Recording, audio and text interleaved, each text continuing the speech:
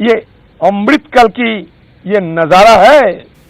दिल्ली, जम्मू, चंडीगढ़ और हैदराबाद समेत मुल्क के दीगर शहरों में भी कांग्रेस का जबरदस्त एहतजाज जारी है। राहुल गांधी से ईडी की पूछताछ के खिलाफ मुल्क भर में कांग्रेस का एहतजाज जारी है।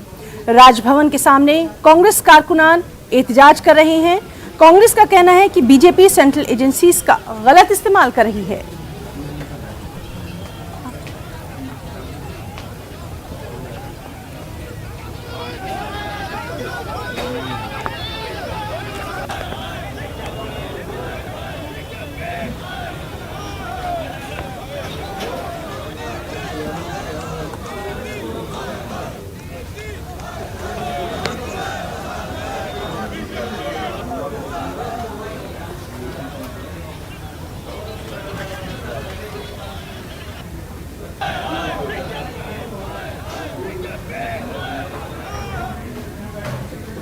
और अब बात करेंगे